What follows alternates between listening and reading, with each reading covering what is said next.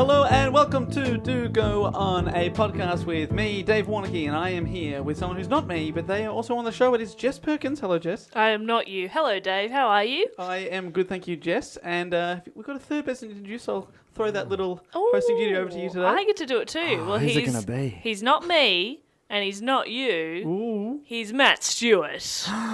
Hello, Matt Stewart. Hey, guys. That was exciting, hey? Yeah, because I thought there was part of me that thought that was going to be Dave. Sure. But then you said that you've already introduced...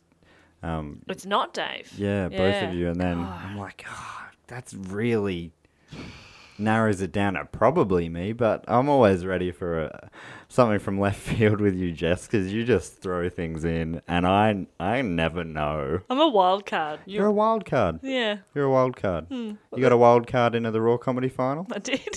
And I've been Etc. wild carding it ever since. There are some people who probably this is the first time they've ever heard the show, and they genuinely are surprised to hear your voice, Matt. Do you want to say hi to them? Oh, hi. Welcome. Welcome to the show. Yeah. It's really good to have you here. Yeah, thanks for coming. 20-odd episodes in, we're starting to get good at this. Can you tell?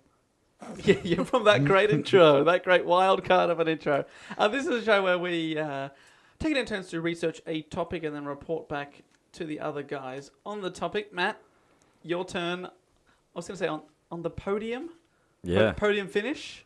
On the podium. Yep. Oh, that's Scraped good. in a third place. The podium, that's not bad. Third place out of the three of us. Yeah. Still on the God. podium. Nah, but if you think about it, that's probably right though, isn't it? The bronze medalist. Yeah, he'd be the bronze. He's the Michelle. Almost definitely, yes. I think that's fair. The Michelle Destiny's Williams. Child. He's the Michelle Williams. Yeah. But to our Kelly Rowland and Beyonce Knowles, Yeah. Yeah. we'll say. I think about, he's the Michelle Obama to us, our Barack Obama, which we are both. We're both Barack Obama. I'm the Les Miserables to your Ron Hitler Barassi and Humphrey B. Flaubert from Tism. Wow. Sorry about that, Les. That was a bit rough. It was also All too key members. specific. Wow, that was yeah, and that's why you will never leave that third podium. No, that's not true. I'm not even on the third place on the podium. I'm on the third podium. Yeah, you're ninth. So that's what is that, ninth? No. Third on the third. Have you guys Still ever? happy to be involved. Did you ever play sport or win any medals or certificates growing up? Yeah. Yeah. I'm sure I would have mentioned this before because I do all the time. I was St. Paul's Junior Tennis Club's most promising junior. Hello. Oh my god! What? Great. And what happened to your tennis career? Well, when it went from juniors to like open age, like adults or whatever, I quit because I would have had to find another competition, and it just never happened. Most promising, and then you gave away that talent. What could have been? Well, I mean, most promising at St. Paul's Junior Tennis Club. Still something, isn't it? That's right. I wasn't even the best player on my team. It was a weird result. Let No, alone take the it. club. Shut up. Take it. No, I do take it. Yeah, own it with pride. I was Year 7 high jump champion. So. High jump. That's really hard. I beat all the tall girls too. What That's was good. What was your technique? Were you scissor kicking over or doing the Fosby flop? Fosby You're being a flopper. I was can a tell you're a flopper. flopper from way back in the day. Yeah, no. And big- how good high, arch. How high do you reckon you could have back then? You peaked. I don't remember. I don't remember how high it was. Dave, could you just stand up for a second? I want to see if Jess still has it. Yeah. Ready? I needed more of a run up. On your marks, Here we go. and here she comes. Well, that's great technique, and she's cleared me by a country mile. Well Yeah. done. Yeah, I'm good. Jess, that was really good. Thank you. And the way you landed back in your seat, Yeah. Amazing. And I'm not little even cherry on the puffed. top. Not even puffed.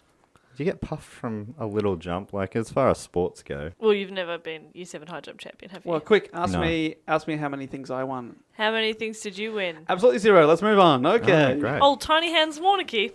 Couldn't hold a pencil, but could hold a javelin, apparently. No, you laugh about my tiny hands. I could never do discus in primary school because I couldn't get my hands around it. What the fuck? I had really small hands, okay? How are you an adult now? How did you make it? It's luck. I think it was like nature trying to just weed out the weak, yet somehow you just clawed your way back in That's the problem with the internet age, is people like Dave survive now. when they shouldn't have. Shouldn't have. If this was, If we were hunting and gathering. you'd be gone. And instead of gone, I'm just gaunt. Anyway. You know when you see someone who's enjoyed something even before they've said it? Yeah, he did that. That was a great moment. Thank you. And I would have been too. You know? Is this week's topic sport related at all? No, it isn't, but it's... Sorry about that, everyone. have you explained the hat recently? We talk about the hat a Yeah. bit. So the way we pick our topics is we either think of something we find interesting ourselves, or we get people to tweet or email in, which you can do at any time, at dogoonpod on Twitter and dogoonpod@gmail.com. And then Matt has been putting all these suggestions into a hat, and lately we've actually just been pulling them out and researching what you guys want us to talk about. Yeah. So on this week's episode, I've actually got two suggestions, because the one I pulled out just tied in nicely to another one that we got a few weeks ago. So I've kind of combined them both. The first one is just like a little bit of a preamble at the start, I guess. So So this is a double. So there's It's like a double a header. mini and then a main. there's a mini and a main. So an entree. Oh. The topic. main one is involved in the mini one. I like this. What is this? The first time we've had this. Yeah, it is. Look, I'm changing the face of Do Go On Podcast. They said it couldn't be done. Yeah. I guess they probably would have if someone had asked them. So we usually start with a question to get into the topic. Are you going to have two questions or just go to the one and then on the other? I think, yeah, I'll do the first. I'll ask a question for the first one, and then we'll figure out for the second one. Of course, as we usually say, this is super tedious for the people listening at home because they've read the topic as they pushed the download button. But anyway, Might have even been the reason they downloaded it. yeah, it could be. So they're like, just hurry up and talk about it. We don't give a shit about your sporting Nah. shitness. They do, though. They They love that. Deep down, I think they just got to know us a little better. Small hands, Warnocky, That's right. high High jumping, jump Jess. Perkins. and, Most promising talent, Matt. Yeah. Oh, yeah. On the podium. So Third. Yes. this year that we're in right now, you might not be listening to it when we're recording, but this year is 2016. My question is, what bit of bad luck has been happening to a lot of celebrities this year? Oh, we've had a lot of deaths. Yeah, that's it. All right, that's deaths. Celebrity deaths. Oh, so you... that was the question. What bad luck has been happening? So this year alone, a lot of people have died. But in previous years, obviously, celebrities have never died. No, but they had. But last year, for example, I think we all remember 2015 was a big year for tax fraud for celebrities. So that was Yeah. the bad luck they're having last year. This year, it's all about death day. 'Cause like Do read a magazine Sorry. every now and then, would you? Please do. Rolling Stone's top 10 bad luck moments of this Yeah. year. Number one will be celebrity deaths. Yeah. Yeah. I mean, you're being a smart ass, but it's a serious thing. I know. No, we are joking about death. None okay. of the Rolling Stones have died this year as well, which is weird. Yet. Good point. So this came in from on our Facebook page from a listener named Joe. She asked if we had noticed that so many celebrities are dying this year, and she wanted to know if we sort of had a theory about it, whether it's coincidence. But she said she was blown away about it, and she's taking predictions around the office as to who's going to be next. Which is creepy, but good call. It's a good fun game. Who do you reckon's going to But die? then, like, if you're right, you're like, yes. Whoops. See, this is the second time it's happened. Remember when you did the Queen Elizabeth episode and I was like, I was going to do that. Like 2 weeks ago, I Googled the 27 Club Right. to like look into it. And maybe it was because maybe I'd read Joe's message or maybe it was before that. But I was sort of like, I wonder if there's something there. And then I forgot all about it. The 27 Club's a good one, but I think what I've noticed, I've got a bit of a list. Yeah, hit us with the list to remind people of who has died. Is it just this year you're focusing on? Yeah, well, it actually, to me, it started late last year. After Christmas last year, Okay. Stevie Wright, the Easy Beat singer, died. Then Lemmy, the frontman From Motorhead. from Motorhead, bass player and singer, died a day later. Then into January, David Bowie passed away. Then Glenn Frey from the Eagles, co-founder of the Eagles, died. Harper Lee died, To Kill a Mockingbird. And then into March, George Martin, the fifth Beatle, one of the many fifth Beatles, passed away. So there definitely have been a lot. They were the big ones. There's heaps. Like, I went through long lists, but I would say, in my mind there, that's sort of probably towards the bigger names. John English passed away recently, Australian TV star and singer from All Together Now. That's what I remember him from as a child. But he was also like in Pirates of Penzance and stuff. But those guys, I think the one thing I'd say that links all those people are that they were at least a little bit old. Like the youngest person on that list was 69. So I don't know if it's... Well, 67 actually, Glenn Frey. But... At least a little bit old. Yeah. Not to be... And they're all musical people, the ones you They're just all musical, apart from Harper Lee, who was an author. But she has the word harp in her first name. That's right. No, yeah, good point. She was. And mockingbirds have a is- beautiful singing voice. That's right. So it's all coming back to music. Yes. All right. You want someone who wasn't. No, I'm just thinking that maybe music-related? that's part of the theory. Oh, okay, yeah, Is sure. there anyone who's not musical? Yeah. For instance, Joe Alaskey, who was a voice actor, who took over the voice roles for Bugs Bunny, Daffy Duck, Sylvester the Cat, and Tweety Bird after Mel Blanc died in 1989. So probably the versions that we were familiar with growing up. And I'll just bring it back to music again. So he was he was the voice Yeah, of the bunny, but there was that's true. quite a popular music competition called The Voice. Was there? So, Well, that feels like I just high-fived Dave So- because I saw where he was going and I Mm. fucking loved Jeez, it. I'm going through them, and there they're are all musical. a lot of them are musical. What about Dan Haggerty, who was Grizzly Adams, an actor, best known for his beard and rugged looks. He was 74. Is that funny to you, Dave? What a mystery. Taken too soon. It's like you're treating this like some sort of conspiracy. 74-year-old man has died. No, I mean, I think I said early on that I think that, it does seem weird that they're all happening at the moment, but it does seem like there are not many that are sort of well before their time. I think like Bowie... Yeah, David Bowie, was he 69 years old? He was 69, that's right. So that is quite young. So having said that, I just laughed at the 74-year-old. There's not that much difference. No, there's 69 sounds on paper a lot younger than 74 to Yeah. me. And And I was very sad about David Bowie, will admit that. And shocked, I was surprised, I didn't realise he was ill. Yeah, me either.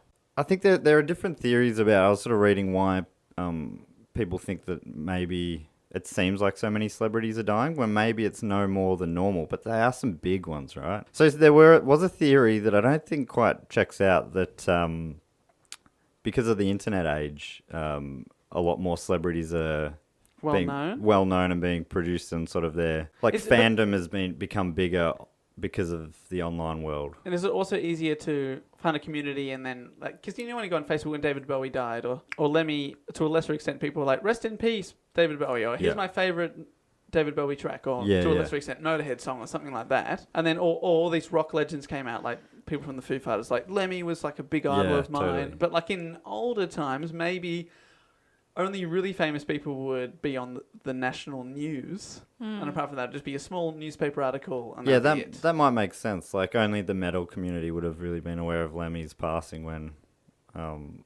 now that's just like everyone's got metalhead friends and they see him on their posting about it on their Facebook. What do you guys think about people posting about the grief of celebrities on Facebook? Do you have an issue with it? I don't have an issue with it. I don't particularly like it. I don't think I've ever posted about a celebrity's death. Gough Whitlam, I did. Yeah. I tweeted about Gough Whitlam. That What was did about you it. tweet about Gough Whitlam? Who was I don't even remember.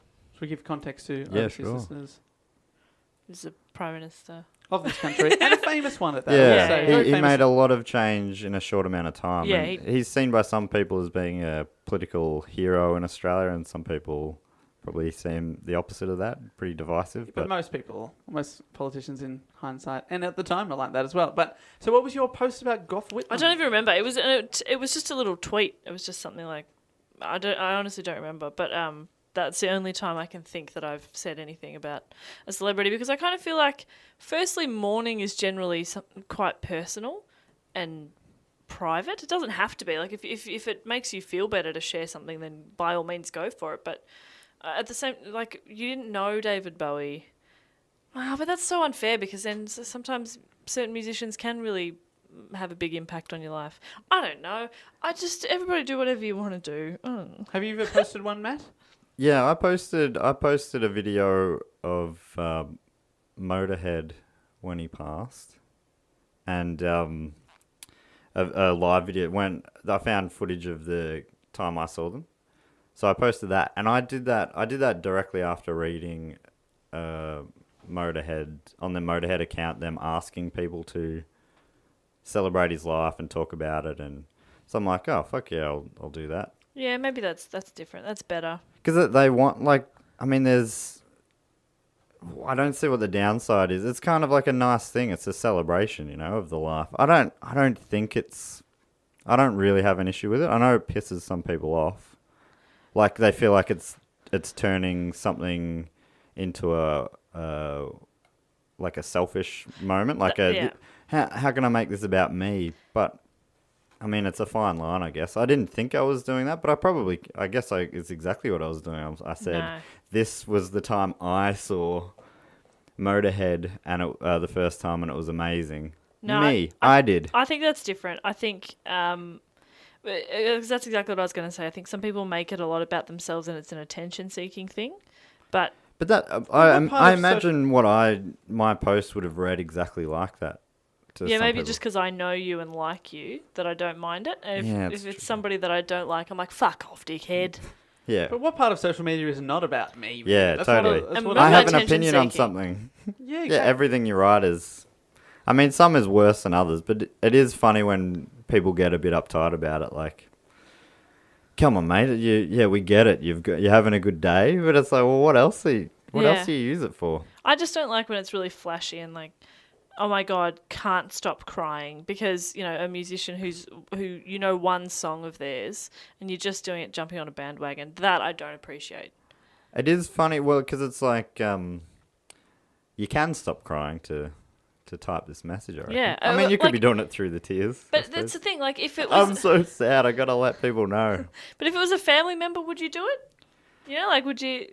I wouldn't. Some people do. I always feel it, like, when you get messages directed at someone, it's like, I guess when someone's passed away and you want to somehow put a message out to them, like knowing that Facebook it probably isn't the medium, but what is? Yeah. Like you say a prayer or something. But if you don't really believe in that, I guess Facebook makes it feel like you're getting it out there to them. Facebook is our religion. Super ridiculous. In a way, but it's whatever helps the grieving process for you, I guess. Mm. I always find it funny when people go like, I've got the best girlfriend in the world. Happy anniversary. Oh my God, imagine baby. That. Yeah. And it's like, well, I imagine you're going to see them today. Probably just let them know, Yeah. Yeah. Or is that a sweet thing where you've gone, look, I want everyone to know that I love this person. Is that a nice thing? No, but the chances are they're sitting on the couch next to each other and they're not actually talking to each other. Yeah, I got one word for that, and that is gross. Ugh, I hate when I see that. Nah, next. Icky. Yeah, go fuck yourself. I especially hate it because nobody loves me. We love you, Jess. I love you, Jess. Hey, what were we talking about again? Death. Death. Yeah. And I'll probably die anyway, alone. This is it. I mean, so we said Bowie passed away when he was 69. Another, which is a pretty great age to pass away at. Am I David, right? come on. There was another great guy, a great celebrity, was in the 69 Club, which I think. Is there such a thing? There is now. Yeah. Should we aim for that? I mean, 69. I mean, there's a 69 Let's all club. aim Like, for the 27 69. club's pretty famous, I think, because it's quite a young age. But I think the studies have shown. That's what a wanker says when they don't have an actual study. I think studies have shown. I think you'll find that 27 is nowhere near the most common age that big celebrities die. They're normally a bit older, but no, but it is quite a young and tragic it's a young age, and they They keep dying from like drug overdoses and stuff. They die in dramatic ways, not just old age. Yeah, totally. But some other people who passed away at 69 years of age, which is still youngish. There is a 69 club. I'm a big fan of this. Stop saying 69 club. I've got a couple of names. They include Louis Armstrong. Saddam Hussein, which is probably not. Well. And Evel Knievel. Oh, yeah. Well, he lived life to the full. Yeah. I mean, I think 69 is still too young. Yeah. Maybe not for Saddam. I didn't really think about that. I don't have an opinion on that.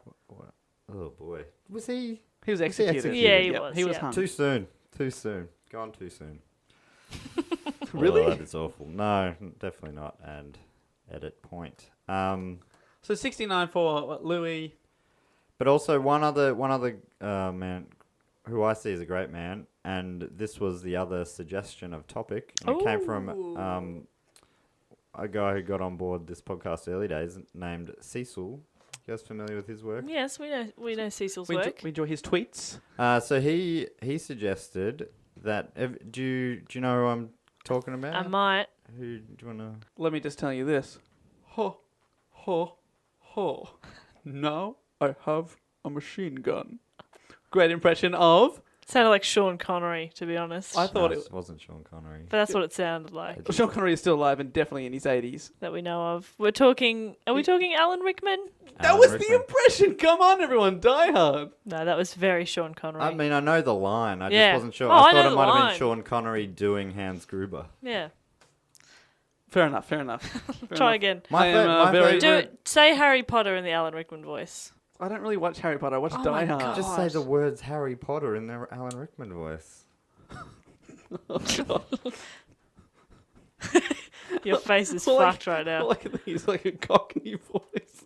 All right, maybe we'll come back my to you. favorite, I think my favorite Rickman line, which is probably one of his more famous ones, was from Prince of Thieves, where he was playing Sheriff of Nottingham, and, I think it was his cousin.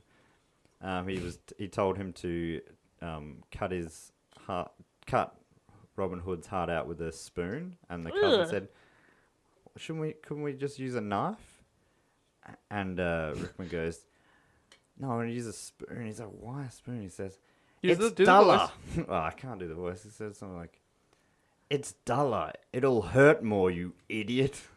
It was really good. That's a great line. That's a great line. That's a great line. Still better than your Sean Connery. He probably did a little bit better. I didn't disrespect him by trying to do a voice, to be honest. But. I will impersonate whichever dead celebrity I like. And I will do it in the style of Sean Connery every single time. Do Sean Connery. I will only do him once he dies. That's the rule. I will only do him once he dies. Sean Connery. Dave Warnocky. Sexiest man alive. You're going to 20th do him? century. You're going to do him? Did not know that. Sean but Connery. I believe it. Moneypenny? Well, that's not bad. It's James. Lost it. Sending you a fax. Still fine. Sending you a fax. From his car. He's got a fax in the car. What a cool guy. So Alan Rickman, yes. Do you guys know much of him? As a suggestion, I was like, all right. So things I wanted to find, I'm like, Alan Rickman controversy. Do you see what Came you're up- typing in? Yeah, I came up with nothing. Scandal. Well, yeah, I just wanted to see if there. It sounds like everything that came up was just great actor, great guy. Great guy. So I Disappointing. thought maybe we could just go through his early years, talk about his career a little bit, and that could sort of be the episode. What do you think about that? Nah. No, I want the controversy. Yeah, I want to. I'm afraid I can't deliver you any. Well, thank you so much for listening, everybody. It's been another episode. Do go on. What about the people who? I mean, I already feel horrible for the Rickman fans who might have searched this out in particular. Just like it'd be really nice to just hear people talking about Alan for a bit longer. All And right. we've started off with all this bullshit. Yeah, we have done a lot of bullshit. Slightly Sorry. insensitive. Sorry, everybody. So, Alan Rickman was born in Acton, London in 1946. He was the son of Margaret. She was a housewife, and his father's name was Bernard, and he worked in a factory. What kind of factory? Oh my god, that was my question. Nah. If you Was the reckon I had that answer, do you think I would have said a whatever factory? Just say a machine gun factory. Let's guess. Machine gun? I reckon biscuit. Let's go with biscuit. Matt, That's what do much you better. reckon? That's much more likely. I reckon he worked in a dream factory. Fuck off, Matt. pick something that actually happens in factories, or you don't get to play our game anymore. Maybe I don't want to play your game anymore, Jess. Biscuit Maybe I'm sick of playing your little games. I reckon Biscuit Factory is pretty high up there. Possibility. Imagine, wouldn't that be a great job? Of all factory jobs, bloody bickies. All right. But we're also Sorry, talking boss, about just gotta test this one. 1940s. Yeah, they So had I bickies can't back then. imagine the factories would have been great. They're only making like boring biscuits like Scotch fingers. Ugh. I'm Ice Googling and it's Bobos in just the saying 46. There's no creams. Factory, No. factory worker. I like shortbread creams personally. Oh, I didn't know that existed. Yeah, they're Shortbread pretty and good. cream together. No, Oh. they're like Yeah, an you get them Arnott's in the shortbread Arnott's. cream. Yeah, they got the 3 speed lines down the middle. They do.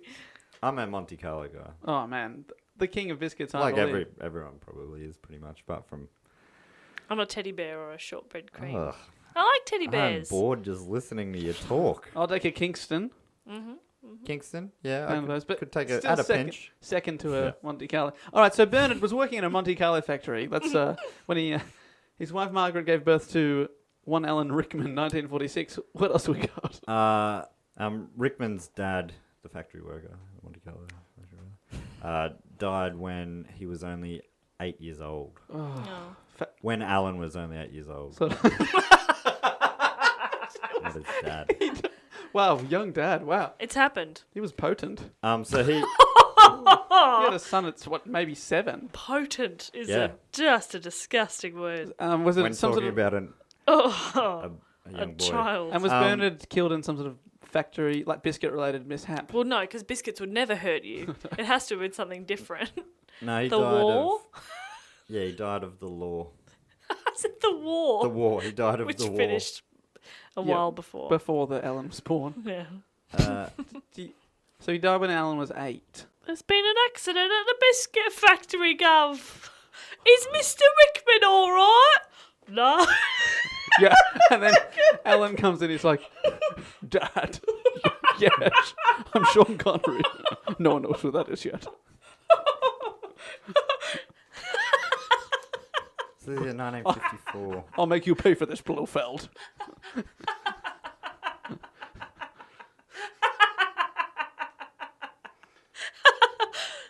When you stop laughing now, I'd let you know that this left Alan's mother to raise Rickman and his 3 siblings all by herself. So having a chuckle over there, Jess? Do you reckon they got given a lifetime supply of Monte Carlos to ease the pain? I didn't find that written down specifically, but I also didn't find it Not ruled written out. down. Not written down specifically, which is interesting. Rickman attended Derwentwater Primary School in Acton. And Is that where Derwent pencils come from? bloody hell, I want to think that it is. Again, we haven't seen it not written down. I can't I'm definitively pretty rule sure it out. Derwent is a river. Yeah, Derwentwater Primary School. Yeah, so that would. That That's, would I make think sense. that's where those pencils come from. Derwent River. Nailed it. Comes It from happens. the river. Yeah, they occur there naturally. Of course. They're just dredged from the bottom. Yeah. They come in 112 different colours. 112. They're not in order though. That's someone's job. Could have been Alan Rickman's dad's job. Pencil-related mishap. What, after? No, before. Working 2 jobs. bloody hell. Yeah, it was hard work. The Derwentwater Primary School followed the Montessori method of education. Heard of that? Yes. I hadn't heard of it before. I've think got so. a few notes about it. Do you want to? Is Montessori the one where there's no sort of grades? I think. In terms of like the structures, no grade 1, grade 2, grade 3, Yeah, that exactly. sort of So structure? it's like the classes were mixed age. Yeah. So you might be in a class with someone who's 32. Alan, pair up with Joseph. He's a 32-year-old bricklayer, yeah. but he's learning algebra this week. Yeah, so that's that sort of thing. But it's She chips at play lunch. it was invented by a lady named Maria Montessori. Oh, well. No coincidence. That was why. Well, Because her name was also the. Do you know anything about Method. Maria? She was an Italian physician. Maria and Montessori, Italian, really? Yeah. And she studied extensively education with young special needs kids, and that's how she came to create the Montessori method, Other things that you'd find in a Montessori class, the students were able to choose their own activities within a prescribed range of options. Right. Yeah, not just... It's not just like Play-Doh. All right, Alan, you're 9. Murder. Chris, not again. Chris, you've tried I that reckon- 3 times this week. I think too, like, Play-Doh probably was an option, right? At a certain stage. Murder. Seriously? Well, like, I mean, of those 2 suggestions... But you're going to limit the children's opportunity to Yeah. murder if that's what they want to do? If that's how they want to learn? Yeah, Maria Montessori is No, Personally, and I everybody really thought learns differently. Personally, I learn by doing. I learn by killing. That's how I learn. Yeah. That's how I learned that's a bad thing to do. Yeah. Right. You But can how only- else would you have known that? I know. Then I move on to Play-Doh. Right, okay. Well, that is true. It is learning by doing. That is what the Montessori method is all about. If I pronounce that differently each time. No. Let him misery. And so the discovery model meant that the students would learn the concepts from working with materials rather than by being instructed directly by the teacher. They kind of just figure it out for yourself. So it's pretty much the Montessori See, method. I would have really struggled with my small hands if someone had just given me I'm going to stop you build. there, young Dave. Oh, was there a Figure- program for small-handed Figure boys? it out yourself. No, I was not going to take any of that. Sorry. As You'd be a great teacher in a Thank you. Montessori school. It'd be a pretty great job for a teacher, wouldn't it? Sit down and figure it out yourself. yeah, I really can't good. help. Okay, do whatever you want. Oh. See ya. And then you just go outside and have a smoke. Just Yeah, 'cause through the that's- window, putting your thumbs up. Yeah.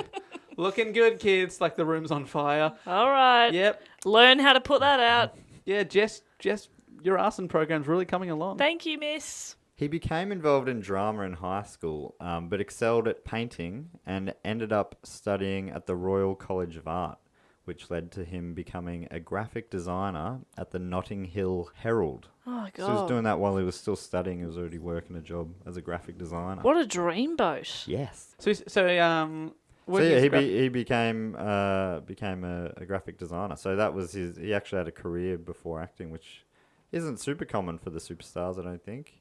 And then after graduating, he started his own graphic design studio with some friends. Oh, do you know the name of it? I do. but Can I we didn't- guess it? Yes. All right, you're Alan Rickman. Okay, Dave, you studied a lot of drama through university. I need you to get into character, okay? You are Alan Rickman, okay? Be Alan Rickman. I'm your friend. Okay, We're having coffee. I got this. We're naming our graphic design company. Welcome to Shakespeare's Dog. Was it called Shakespeare's Dog? The graphic design studio.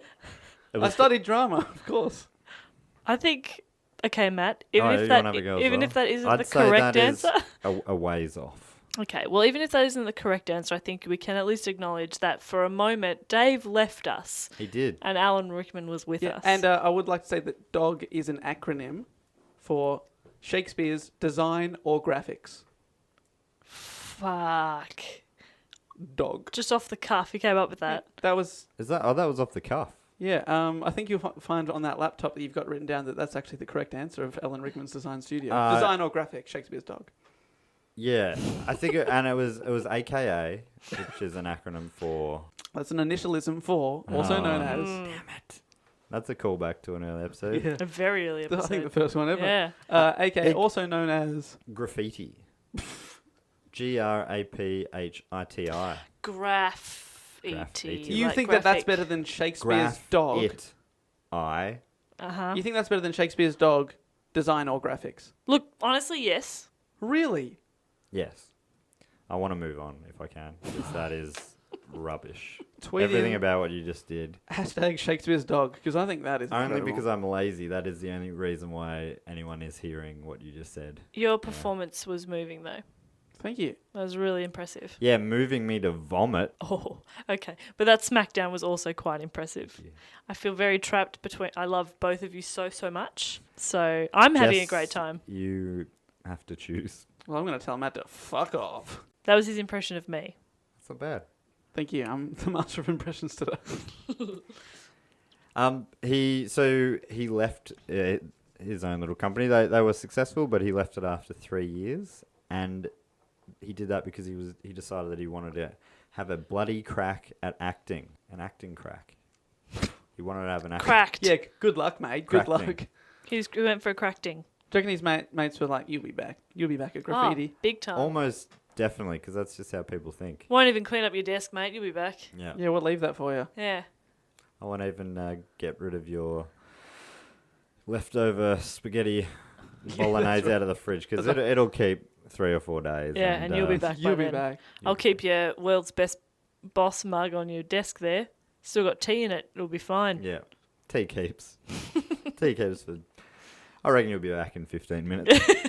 It'll be And a little bit cooler. This but- is piping hot. It'll probably Yeah. be at appropriate It'll temperature be by the time you great get back If from anything- your, if anything your you- acting failure. If anything, you really need a break. Yeah. You've been working too hard. You'll need an acting break, but you won't get one, and that's why you'll be back here Yeah, within 15 minutes. within 15 minutes. Bloody hell, you need a bit of patience in the acting game, Alan. You'll never...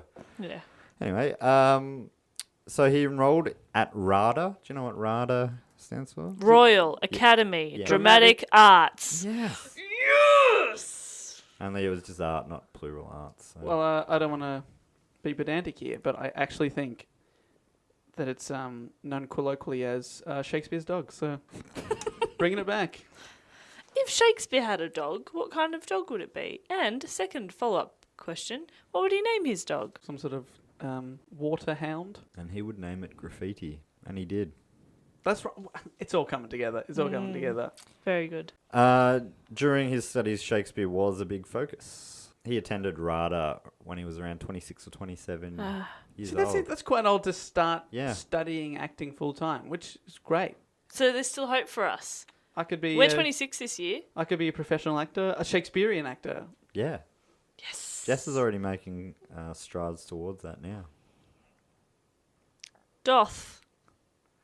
That's about all I got. But it's strides. But it was a stride. That was probably more of a little step. But Yeah. so from there, he. So after graduating RADA, would you say RADA or RADA? RADA. Rada. That's because I'm thinking like WADA, right? RADA is better, but I imagine it's Because RADA. it's rad. Yeah. But Rada. It's That's rad, eh? Rada.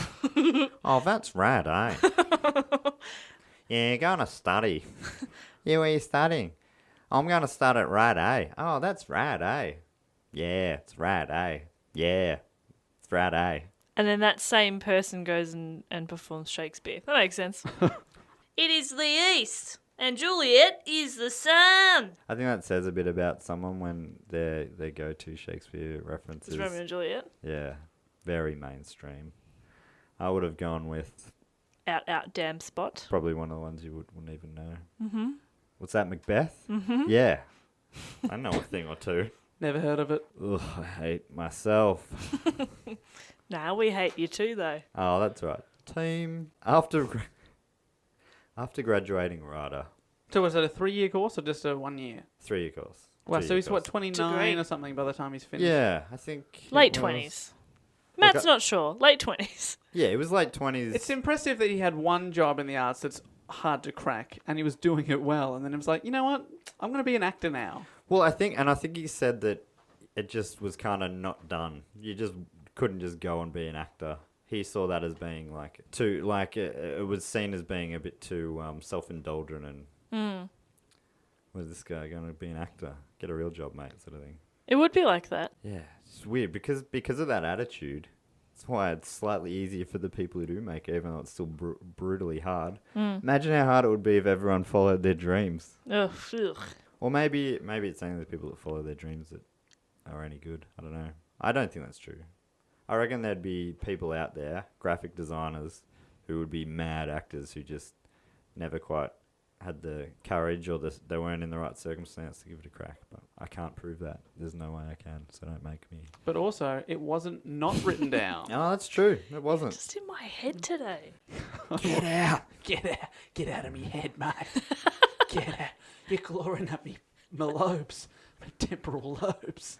Man, this is the third time I'm starting this sentence. After graduating RADA, Rickman acted in many stage productions through England and Scotland. And he also started getting involved with the Royal Shakespeare Company. Huh, haven't heard of him.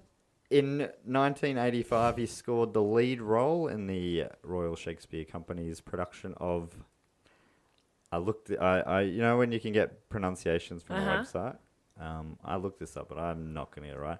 La liaison dangereuse. That's not it. But it's spelled. So it's not even a Shakespeare. No, it was like an adaptation of something else, but they did it. I'm going to call it les. If you said it in an Australian accent, it'd be les liaisons dangereuses. Oh boy, is it something to do with dangerous liaisons? Yeah, I'm So, guessing. did you say what year was this? 1985. 1985. So he's 39 and he's getting his big break. Is that right? He's big. 1985. No, that's not right. He was born in 46. 46. Yes, is that right? Yeah, Never doubt Dave's maths. Is that right? So 39, and this is his big stage break. So he, yeah, Wow. so he Wow. was. Well, I mean, yes. So he's been doing bit part, like not So even he- bit he parts, was but doing- touring. But this is a big step up. Yeah, like this main, this is This is a bit of a lead. break, but I mean he's had breaks, and it's like a career is never one big break. It might be seen that way by the public. Like the Sure. public see his big break coming later. Like if he didn't get that further big break, we wouldn't be talking about this big break sort of thing. Sure, but something. That's all a step. The next milestone in his life is 39. So that's quite, Yeah, so through his 30s, he did a lot of acting, a lot of stage acting, and he also was on some BBC TV productions and stuff like that through that time as well. So, I mean, he had a bunch of different breaks of different sizes. But yeah, in 1985, he scored the lead role in La Liaison Dangereuse, and that production went really well in England and was transferred to Broadway in 1987, which was Rickman's introduction to the American entertainment industry, I guess, and also vice versa. Yeah, right. A year later, in 1988, he scored his first role in a Hollywood blockbuster, playing German villain Hans Gruber in the first Die Hard movie, Nice. which is just a great... One of the role. all-time great action movies. Yes. I'll come back to that in a second, but first just want to talk about some of he was nominated for a Tony Award for his role in the Broadway version of the Les Liaisons Dangereuses. Let's just call it the French play. The French play. So Nominated for a Tony. he was nominated for a Tony. One little bit of the EGOT, but he didn't win it. But That's nice, though. yeah, it's great. Like the man's got skills. Big skills. That was it. And not just graphic design skills, mind you. That's right. Or dog naming skills. That was his first major award nomination. From there, he also was nominated for 2 Primetime Emmy Awards. Oh. He won one. So that was the only little bit of the EGOT he got. He was nominated for 1 Golden Globe, which he won. He was nominated for 4 BAFTAs, again winning 1.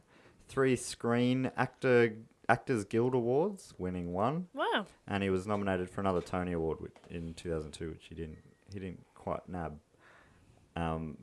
Apart from that, so they're probably the major ones. These ones are a bit more fun. He was also nominated for 2 MTV Awards. Now, that's the one you want. I think that it should be called a MEGOT. Yeah. Because you want the MTV, then that's got to come first before the Emmy, the Grammy, Oscar, or Yeah. Tony. The MEGOT.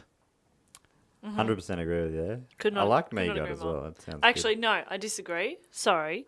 It's just above an MTV. Kids' Choice Award. Kids' Choice, yeah. You want a Kids' Choice Award. You might get pain. slimed. Oh, man, you might get... I think the trophies are often like surfboards and stuff like They that. are. Can you you get a slot the whole KC surfboard. into the MEGOT there? KFC. KC, Kids' Choice. Kids' Choice. Oh, the Kids' Choice. I thought you were going to say, get some KFC in there. The Kentucky Fried Chicken, Awards. MTV, Well, you were way off, Dave. Emmy, Like- Oscar. Anyway, if you can't do it, that's fine, but don't bother stalling any longer. It's tricky because it should be CK, really. No, hang on, look at him. His brain's ticking. I'll come back to you. So he won 1 MTV award for his portrayal of Professor Snape in Harry Potter, which so we haven't talked about yet, but he goes on. to play Spoiler that. alert. Spoiler alert. The final one, the one with the Deathly Hallows Part 2. The other one he lost, which was for Best Villain for his portrayal of the Sheriff of Nottingham in Robin Hood, Prince of Thieves, which he played in the 90s. Isn't that sort of And what was the award for? Best Villain? Villain. And I see That's that quite as being one of the best villain performances ever, right? I think Yeah. he's a good villain. He's often said to be one of the best, and he changed big screen villains forever with his portrayal of Wow. Hans Gruber. But I looked up. I was like, this is bullshit. How could he possibly have lost that in 1992, right? So I looked it up, and it was pretty strong villain competition that year. All right, 1992. Let's think about this. Dave, you were 2. But is that too early for Speed, which I think is the best villain ever? Dennis Hopper. Oh, I think he's it was too great. early for that. That I is think a he good villain, might have been though. nominated for that. But the other nominees were Rebecca De Mornay from The Hand That Rocks the Cradle, Robert De Niro from Cape Fear, Oh, see, that's a great villain. That's Robert terrifying. Patrick from Terminator 2, Oh, that's also a great villain. and Wesley Snipes from New Jack City. I don't remember that movie, but the winner was Rebecca De Mornay for The Hand That Rocks the Cradle. I didn't even know that Because film. women can be evil too, you guys. Yes, Equality. definitely can. But that's pretty sweet competition. Equality-val. The Qualityville Award goes to Rebecca De Mornay. I But don't know that movie. They're probably three of his biggest roles. Like, who do you think of when you think of his most famous roles? Which ones do you think of? Back on Alan Rickman. Yeah, Oh, definitely Hans Gruber. Hans Gruber. They're Snape. and Sheriff. Love Actually. Oh, yeah, okay. Sheriff, yeah. Yeah, he was the Love Actually guy was a little bit. He wasn't a villain. He was kind of a nice guy, but he was kind of an arsehole because did he cheat or he was Yeah. going to? Well, yeah, he didn't. I don't think he actually did, but It's a he pretty destroyed mild his sort of- marriage. Right, because he bought a necklace or something. Yeah.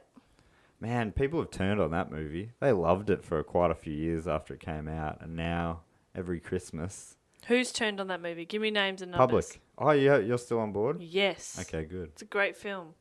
It's just, It's a masterpiece. Wow, okay. Big call? I Big think call. There's a fair bit of creepiness Do in you there. think and it's- people write essays about it every year. Creepiness. Yeah, just some a bit gross stuff. Would you give it the Jess Perkins Kids' Choice Award? Yeah. Oh, really? I That's would. great. The Jess Perkins Kids' Choice Award. Chuck that on Which are your the ego. awards that BKC. my children give out. Ah. Yeah, there you go. Took you a sec. Yeah, to Imagining with Children. Yes, it did. Yes, it yes, did. it did. Because I'm lonely. Yeah. Fair enough too. So back to Die Hard. He almost didn't accept the role of Hans Gruber. What? Yeah, which obviously was a big turning point in his career. Oh, I mean, it wasn't a turning point. It was just an elevation of his career. Yeah, just a big step up. Yeah. So speaking in 2015, he recalled his initial dislike of the role. He was offered it only a couple of days after arriving in America in 1987. What? Just in the street. Man, you look evil. You look- Whoa. Yeah. And then he starts speaking. They're like, wow, you sound evil. Yeah. Can you do German? Oh my goodness. But, Oh. So this is a direct quote. He said, "I didn't know anything about LA. I didn't know anything about the film business. I'd never made a film before, but I was extremely cheap." And apparently Bruce Willis was costing the movie about $7 million, which was crazy back then. Wow, really? Yeah, it almost sounds like that's not a real fact, but I read it somewhere, so No, but that's a lot of That's a lot of that's a lot of moolah. moolah. buns. A lot of buns or Buns. It's bones, right? no, it's buns. David Brent on The Office says that. Ah, okay. Buns. It's short for Bunsen burner. Nice little earner. Oh, nice learner. Buns. Yeah, yeah. Oh, And he rubs wow. It's a great, fingers it's a together. great David Brent one. But that is a lot of money for Bruce Willis. And in comparison, did Rickman ask for? I'll do it for $1,000. Just accommodation. No, he would have got paid all right, but just nowhere near that kind of money, I suppose. And he was, in the mainstream, he was an unknown. Yeah, that's right. Tony Awards don't necessarily open you doors in Hollywood, I don't think. Or Tony Award nominations, that is. Yeah, I think they don't think get you $7 million contracts. That's right. So, after reading the script, he was underwhelmed. He quoted himself as remembering saying something like, "What the hell is this? I'm not doing an action movie. Come on." You could probably say it better. Say it in the accent. Come on. Oh, The dear. hell is this? I mean, apart from anything else, that wasn't the quote. I'm not doing an action movie. You sound like Nina Conti doing one of her Oh, wow. Yeah, Like okay. the ventriloquist ventriloquism. comedian. You sound like Yeah. you're throwing your voice, only your lips are moving. Not bad. I got half the job done. Perkins doing half the job since 1990. Half the job of a ventriloquist is just talking. I think a lot of people. I'm doing that right now. I'm doing half the job. And doing it well, Get man. a life, Jess. Grow up. You turn on me so quickly. Yeah, fuck. That's like an homage to you. You're the quick turner. I'm a quick turn. I've learned all my quick turning from you. So eventually, though, he was won over by what he said was the wittiness of the script. He quite liked it, but I like also that it's witty. Yes, it is quite witty. so bad. I mean, Do you want to have a fucking go over there, Matt? no. You do your little British accent, which always sounds like a little... Yeah, but it's a generic Struggle. one. We're talking about a recently deceased legend of Alan stage and Rickman. screen, and you're just Oh, hang on a moment. This script is rather witty. That was like he was alive again. I've changed my mind.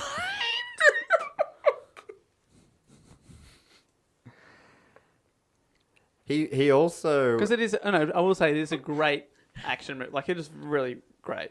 Like, Yeah. you would read that script, I imagine, and think it's because it's funny. yeah, but in his action. mind, he's like, I'm a theatre actor, an action movie. What's I he think like you would in his see mind? Sorry, What's he like in his mind? What's he thinking? which bit? The bit I was about to say. Yeah. Come on, Matt, give it a go. So apart from the wittiness, he also really liked the positive and highly intelligent treatment of its black characters, which he said last year in 2015. He said, so 28 years ago, that was quite revolutionary, and quietly so. There's two really strong. There's the limo driver, and then there's the sort of buddy cop that helps out Bruce Willis. Yeah, it's funny that was revolutionary, right? But I mean, Yeah. it's not like, I don't know how far we've come since then, but yeah, that's amazing. Like, as a kid, whenever I watched it, I wouldn't have even thought twice about it. But if you knew, like Alan did, he was keyed in. Alan knew all. After accepting the role, he asked if he could make some changes to the character. I have some suggestions. I was thinking, I'm getting worse. it sounds a little bit Sydney Scheinberg-ish, right? Sydney! Sydney. That was what Sydney was all about. He was. I'm making suggestions. Oh, you Yeah. mean making... I thought you meant Jess's our impression. accents, yeah. No, I was Making thinking suggestions, when yeah, he's It like, is very strange for someone to get their first role in Hollywood and then be like, great, I will accept, but I have some suggestions. Yeah. They're like, dude. well, that's kind of like. Yeah. Did they tell him Are, that? you, Like, are you familiar with the movie? Sounds like you are. with Die Hard? Yeah, Yeah. love it.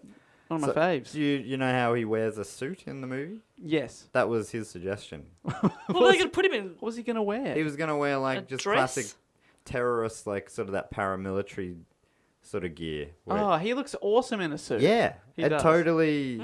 It was a great suggestion, and it's awesome that they did it. But apparently, he wrote a few notes down, like here's some ideas, and he left it on the desk of the producer. And apparently, the producer Joel Silver responded by saying, "Get the hell out of here! You wear what you're told." Oh. Really? Yeah. Burn. But when he came back to the set, he was handed a revised script with his suggested changes incorporated. Oh, wow. they'd Wow, seen so- the wisdom. so I they think because listened. they were just good ideas. Yeah. That would be annoying for a producer because you'd be like, damn, I just told him to get out, but it is a good idea. Yeah. It's like, that's the opposite of Scheinberg, though, because his ideas were no good. Yeah. Some of them were. Some of them were. Scheinberg- Lorraine. You should be naked. You should be naked in the movie. That's what the kids love naked, okay? Chimps are always good. How about instead of a No, no. terrorist, a chimp's got the building? No, he said no chimp. That was a good. He said change the Oh, chimp yeah. to a dog. That was a good suggestion. Change the chimp to a dog and get that man a suit. I tell you what. But he wanted to call Back to the Future Spaceman from Mars. No, it was Wasn't Pluto. Spaceman from Pluto. Even worse. Even worse. I don't like this Not even Die a real Hard. I think planet. it should be called Die Hard in brackets. Man from Pluto. I think it should be called... I'm No. Sydney. And probably the other big suggestion he made was he got a whole new scene added to the movie where you know the scene where he's Oh yes, the American accent. yes he added that in. So So there's a scene. there's a scene just where he is discovered by Bruce Willis. Bruce who's- Willis, John McClane, and so you see on his face for half a second he's like fuck, but then he's like all right, and he starts talking in an American accent. because he's a German Yeah, terrorist. that's You're right. going, "You're one of those terrorist guys, aren't Oh, you?" And yeah. he sort of plays dumb. That was really good, Matt. So you can do American, but it's not British or Sean Connery. And Interesting. I can do an Englishman doing American. An Englishman. Doing Doing a Playing a German, German, doing playing an an American. American. Yeah, that was very specific, but I heard it. Yeah. I okay. heard it all of the facets it of was it. And all I think that takes real skill. It does, absolutely it does. So yeah, that was an awesome scene. I watched it again today. And did he just add that? So he suggested I can do an American accent. Well, I think he was it was found that he could do a pretty convincing American accent, and then he suggested that maybe he pretends that he's a hostage. That was his suggestion, which is really cool. Rather than just anyway, go watch the fucking movie, Jess. No, I have don't seen need it. to- I just sort of I forgot don't it. have time to fuck around with this Okay, anymore. yeah, no, oh, sorry, Matt. Yeah, no, I didn't mean any disrespect, mate. I'm just really enjoying your podcast and your friendship. He didn't like to be known as a great villainous actor. He once said that I don't play villains. I play very interesting people.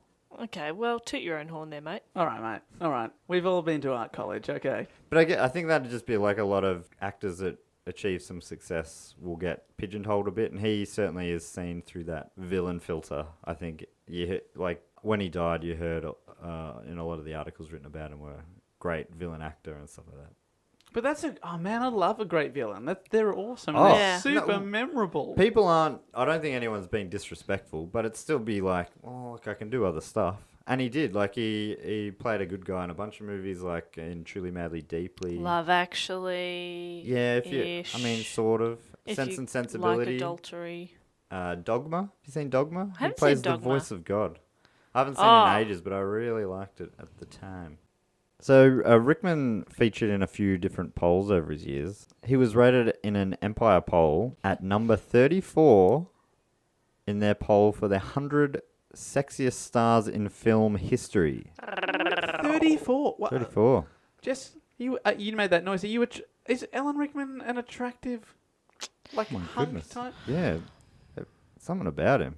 I mean, I'm definitely mesmerizing voice. No, I'm happy for him to be on the list. I just thought 34 is great. Yeah. You know who's number one? Yes, I am number one. Sean No, Connery. Alan Rickman was 34. Oh, sorry, that was. I know it's very hard to differentiate, but that was Sean Connery. Oh, I beg your pardon. Clearly, Yeah, no, now that you say that, I can hear it. Yeah. Okay. there's a slight dialect. Yeah, no, you're right. You're right. One's Scottish, one's English. Yeah. I call that a dialect. Yeah. Fair enough.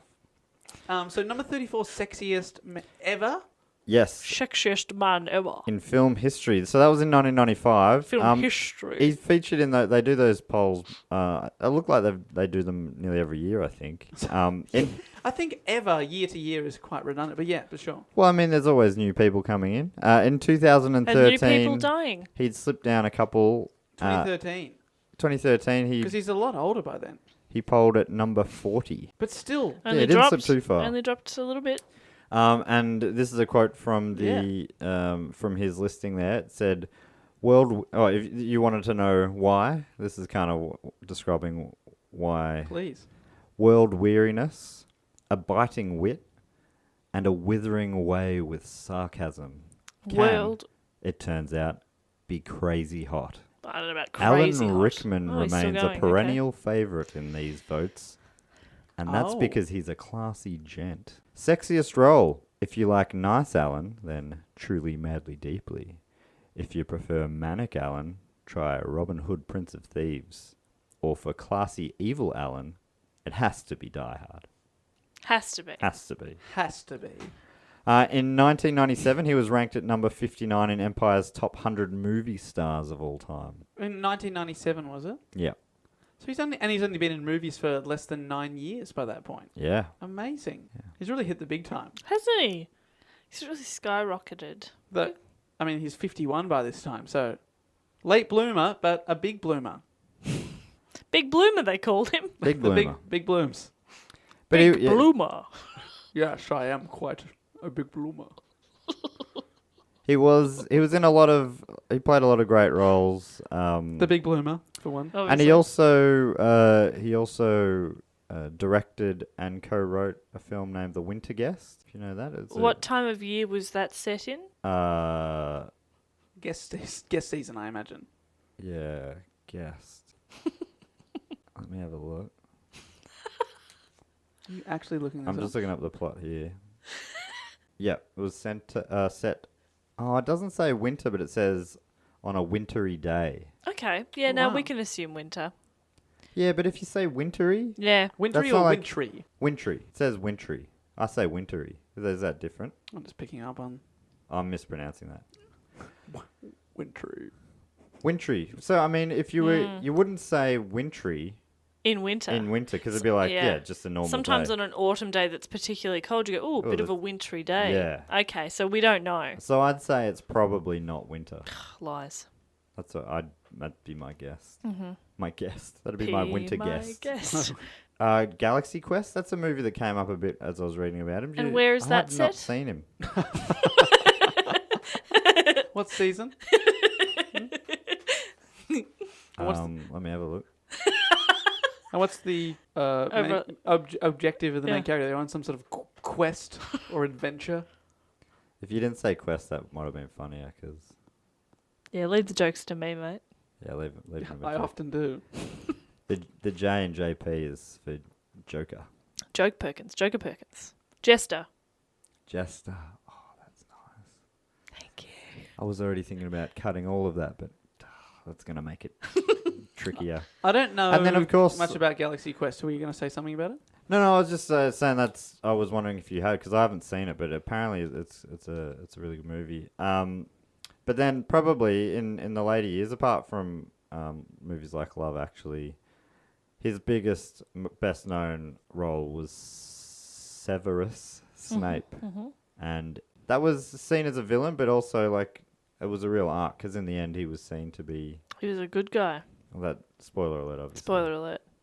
Great. I love when people say that retroactively. Well done. Retroactively. Well, you say it after the you give the alert once you've said the spoil. Spoiler alert. Dave's a dickhead. Fact. That is a fact. That was retroactive. He directed and co-wrote A Little Chaos in 2015, and he's still got one movie to come out posthumously, Alice Through the Looking Glass, where he voices Absalom the Caterpillar. The what? Caterpillar. The caterpillar. Well, you Caterpillar. nailed Absalom, but then stuffed up. Is that right? Absalom the Caterpillar. I think I got lazy after getting through Absalom. Caterpillar. So that's yet to come out, and that would be his final. That looks like. Well, I mean, we think it'll be his final. We don't know what he'll do. Yeah, and he's been in a lot of stuff. But, Jess, sorry, no, he might. There might be other things coming out. I'm not Zombie sure. movies need zombies, Dave. Well, Hey Jess, if you could just sort of take the. I don't think I could ever do a recently deceased episode again because you just have not been mature enough for it. Have no respect for the dead.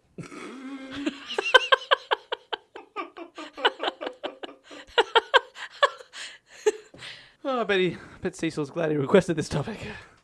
Oh my god! You know what I I'm reckon? so sorry, Cecil. Fuck them. Wait, the dead or Yeah, Cecil? fuck 'em. Okay. Fuck the dead. They're dead. No, I agree with that. Stay dead, dickhead. I agree with that if we're talking about like you and me, but I don't. I think Alan Rickman's probably Still dead. Yeah, you're probably right. On He a is different probably still plane. dead. soaring above us. So Alan Rickman died of cancer on January 14th, 2016. Statement was released by his family confirming that, saying, "The actor and director Alan Rickman has died from cancer at the age of 69. He was surrounded by family and friends." The pancreatic cancer was only discovered after a minor stroke in 2015, and Rickman only told his closest friends and family. So it was a big shock to a lot of people because he was, still working. Yeah, I was going to say, I didn't know he was sick at all. He directed that movie in 2015. Wow. Yeah, yep. And that his death, as you guys would have noticed, especially online, led to an outpouring of grief. So I got a few of the quotes from some people who knew him well. Harry Potter author J.K. Rowling tweeted, "There are no words to express how shocked and devastated I am to hear of Alan Rickman's death. He was a magnificent actor and a wonderful man. My thoughts are with Rima and the rest of Alan's family. We have all lost a great talent. They have lost a part of their hearts." That's lovely, but that has to be 2 tweets. That's 2 tweets. I was going to say that was an incredible. Because I can't even finish a thought in a tweet. Sorry, yeah, that was 2 tweets. Okay, well, you could have That- said that at the start, but okay. Okay.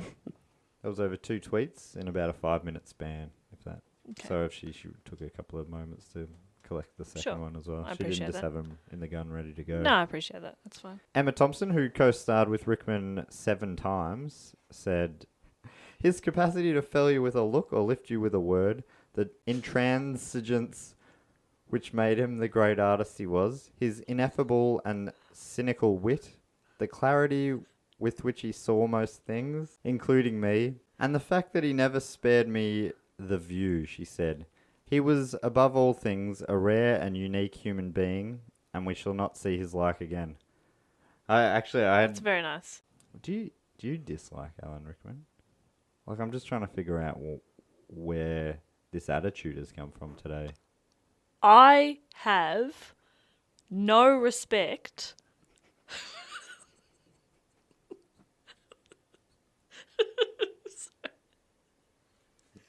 I don't want to finish that sentence. It's Dave's already. No, just keep going. You know, this is gonna be one of the podcasts that we put out on the internet. Mm-hmm. People are gonna hear this. Yeah, I know. Do you have anything to say? No. I miss Alan Rickman every day, just like we all do.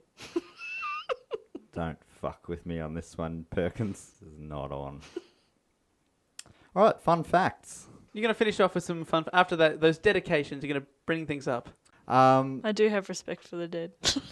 So, this is... We just thought, maybe bring it back up from the death to talk about some fun facts, interesting things about Alan Rickman's life. I was going to say, the fun facts still have to do with Alan Rickman. Yes, It's not yeah, like that's right. puppies exist. Oh, That is fun. oh, thank Fun goodness. fact? I mean, it is definitely a fact. It's fun. Yeah, I think it's fun. All right. I'd tell that at a party. All right. Well, see if you'll tell these Alan Rickman facts. Yeah, I'd love to know. So in 2008, this was from a BBC report. In 2008, a couple of researchers claimed to have designed a mathematical formula that would help find the perfect human voice. The research was conducted by linguist Andrew Lynn of Sheffield University and sound engineer Shannon Harris. The study concluded that the ideal voice for males to be a mixture of Alan Rickman and Jeremy Irons. No mention of Morgan Freeman. No mention, no. Interesting. The pair worked out their formula based on the combination of tone, speed, frequency, words per minute, and intonation. They concluded the ideal voice should utter no more than 164 words per minute and pause for 0.48 seconds between sentences. Sentences themselves should fall rather than rise in intonation. You know when you hear about two people and it makes you feel like you're not wasting your life? Yeah, big time. That makes me feel so productive. But they also make me feel kind of bad for science because it's like, really? That's what we're spending our time on? But we still haven't cured cancer? Okay. I found that quite interesting. It's I mean, it's interesting. interesting that it happened, but they are two great voices as well. Jeremy Irons also got a magnificent voice. It's no Rickman, but it's right up there. He was Disney's The Lion King's Scar. Ah, yes, of course. Another fun fact, that one definitely was. I'm not even going to look to you just to find out. For the death plunge scene in Die Hard, where he fell off the side of it, he didn't have a stuntman. He dropped the 20 feet onto an airbag against a green screen. Well, watching it now, you can sort of see it's a bit green screeny, but it was quite a drop. Yeah, it's like that's 6 meters. Yeah, it's quite a drop. Wow. Apparently, though, the look on his face is actual fear as he was dropped on a count of 2 instead of 3. Oh. So 1, 2. Yeah. Wait, what? Yeah, and they did that on purpose, apparently. He would have acted the shit out of that. That's fall. great. They say they did it on purpose. Really, that guy just dropped him. And then he was like, oh, no, I was doing it to help Alan's performance. Yeah. Ooh. I am an artist. So that's a fun fact. Thanks a lot, best boy. Key grip, you dickhead. Yeah, you got one job. You got one job, and it's to have a good key grip. And you dropped me. Still got my keys. Jinga, jinga, jinga. All right, well, you've done half your job. I'll dock you half a day's pay. Jinga, jinga, jinga. Here's another fun fact. He is 11 years older than Timothy Spall, 12 years older than Adrian Rawlins and Gary Oldman, 17 years older than David Thewlis, and 21 years older than Geraldine Somerville. Nevertheless, the character that the six of them play in the Harry Potter films are meant to be contemporaries and former classmates. Ah. Play young. Grr. Well, it's the black hair, you know. When he's naturally salt and pepper, you go back to black, that takes 10 years off easy, Yeah. you know? So, All right. You just think it's the colour or the wig. got nothing to do with his acting, does it? No, that's It's his just... hair colour. 90% of acting is hair colour. Dave, back me up. Yeah. And if they drop that hair on a 2 instead of a 3 count, wow. Woof. You've lost 15 Oscar. years. You've got an Oscar. onto his head. Yeah, just drop hair onto 1, you. 2. Oh my God, it's on my head. I wasn't ready for that. Thought I had one more second without this fucking uncomfortable thing on my head. All right, so that's definitely a fun fact. I enjoyed it. I wasn't sure at first. I thought you were just listing other actors and how much older they were than he was. Same. And I thought, he is 1,946 years older than Jesus Christ. Wow. That's amazing. Wow, how is he still alive? Oh, he's not. Oh, neither's Jesus. Oh, Dave, Dave, have not some in the middle of respect for fun the facts. dead. sorry. Just a couple more. Despite being author J.K. Rowling's first choice to play Snape in the Harry Potter films, apparently she actually even envisioned him when she was writing the character. Wow. No. That's Apparently. cool. Apparently. That's cool. Apparently. Yep, great. That's really cool. If that's true. But he was only given the role in the movies after Tim Roth, who was After the Tim Allen. studio's... No. After Tim Roth, who was the studio's preferred choice, backed out to star in Planet of the Apes. Oh, Tim. Good choice, Tim Roth. You dickhead. Absolutely. Yeah, that feels like an error. Career error. Absolutely. I Carrera. think It's weird, like, if But I'm J.K. glad Rowling... that he made that Yeah, mistake. totally. Oh. I mean, Rickman might have done something even better. Planet of the Apes, If for given example. something even better than even that. That was a series, though. I wonder if did Tim Roth survive into the... What was it? What was don't the really- sequel called? The Beginning of the Planet of the Beginning of the Apes of the. It has like 3 of those in the title. So I reckon And then that is there's- the most shit Yeah, movie and there's title one called ever. What Dawn is it? of the Planet that's of my the bit. Apes. Dawn of the Planet of the Apes of the Suck My Dick. Yeah. I've never seen any of those sequels, and I would never bother.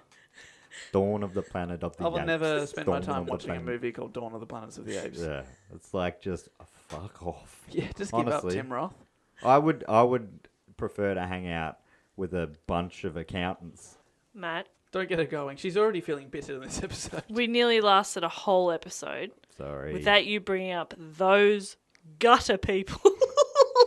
He couldn't commit. It's funny. Couldn't hate on him enough. Final fun fact. This is more of a sweet. I think this is kind of a... Oh, no, I don't know. Rickman was only married once, and that was to Rima Horton in 2012. And I think that was only really discovered when he did an interview with Germany's Bild newspaper. When asked about his relationship, he replied, "We are married. Just recently. It was great because no one was there. After the wedding in New York, we just walked across the Brooklyn Bridge and ate lunch." Just like totally secret. He only told people about it because they were asked about it. There was no fanfare or anything like that. Pretty much did it in private. What a way. That's great. What a boss. So I think that's kind of cool. But probably what heightens the interest there of that was that. So that was in 2012. They first met and started dating in 1965, What? and they were together the whole time. So Oh, yeah, that's nice. For 50 years. yeah, just about, yeah. Wow. So they were together for just over 50 years, or maybe about 50. All up, yeah. Yeah, about 50 years, and were only married for the last couple of years. Isn't that kind of sweet that That is Aw. beautiful, Alan Rickman. She was even there during his graphic design days. Yeah. Oh. Yeah, she would have been supporting him when he was like, I'm 28 and I want to start studying acting now. And she was like, okay. Ah, Yeah, so it's kind of love is real. Yeah, that melts even Jess's black heart. Icy cold heart. Rima, his widow, was a former Labour Party councillor, and yeah, so she's a career politician. And apparently, Rickman, not into that. No, I'm just saying what a life these two had. Yeah, and so I guess they saw each other go through a lot of... Had. Because he's no longer living. Do you want to say that bit again? Yeah, I don't know. I don't know how I'm going to feel about that at another time. Whether or not when I'm editing this, I'll be like, yeah, fuck it. Let's make Jess play the villain role. As Alan would have wanted it all along. And now for the Snape twist. I'm secretly a good guy. And I do have respect for him.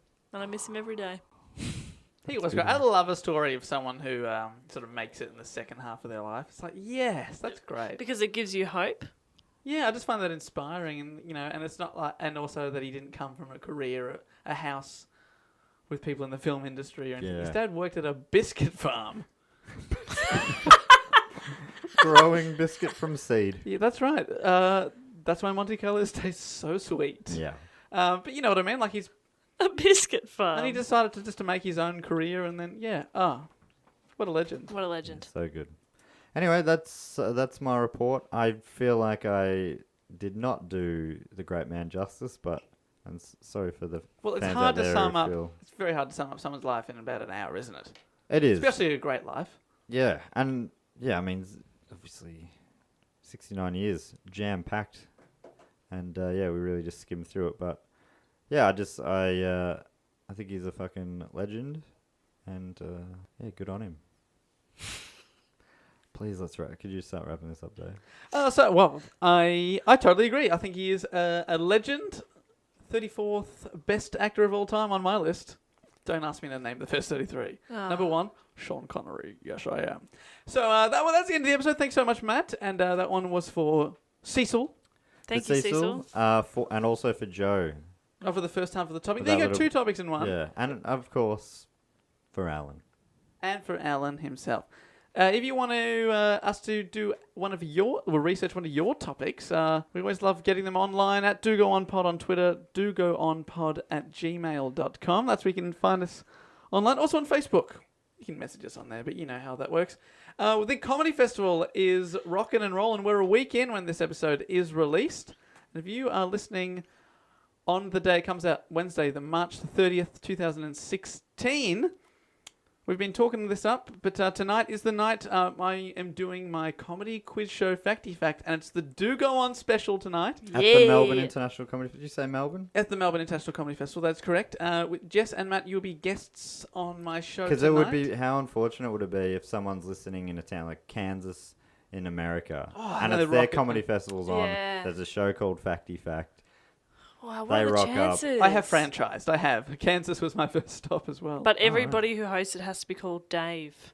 I'm very rigorous in the audition process. It would be very confusing. Yeah, so no, I'm glad we clarified. Good job, mate. Good pickup. But it's in Melbourne tonight at 10:15 p.m. at the Imperial Hotel. And we'd love to have some Do Go On people down there, wouldn't we? Yeah. Of course. Lots of people listen to this show. I mean, if everyone who listened right now came, we'd sell it out like 20 times. So that would be pretty great if we did that. But How big is the room? I think we'd sell it at... 1 million. A million seats. Yeah, okay, maybe that checks that. Oh, that's about right. Yeah, sorry. Yeah, of course. You're playing anyway.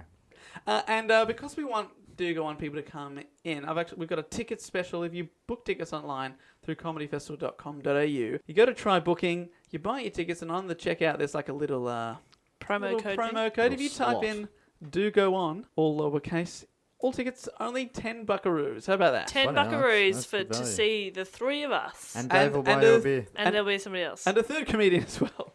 Dave will buy you a beer as well. Is there spaces between Do Go On there? No, Do Go On, all one word, lowercase. So that's it tonight, Wednesday, March 30th, 10:15, Imperial Hotel. That's my shows, but you guys are doing shows as well at the Comedy Festival. Jess? Yes. I'm doing Comedy Zone at Trades Hall. It's on at 8:15 every night. And it's me and 4 crazy boys doing some comedy. It's great. And I'm doing a show with Andy Matthews called Logistical Nightmare. Starts in about a week on the 7th at the Tuxedo Cat, 7:15 every night, bar Wednesdays. There you go. All right, thanks so much for listening, guys. We hope to see you at one of our comedy shows, but if not... I'm definitely going to have written it by then as well. That's the exciting Look forward part. to that. Ooh. Nah, probably not. Nah. You say that every week about your reports as well. There you go. But thanks for listening. Get those ideas coming. Thanks so much, and we'll see you next time. Bye-bye. Later. Bye.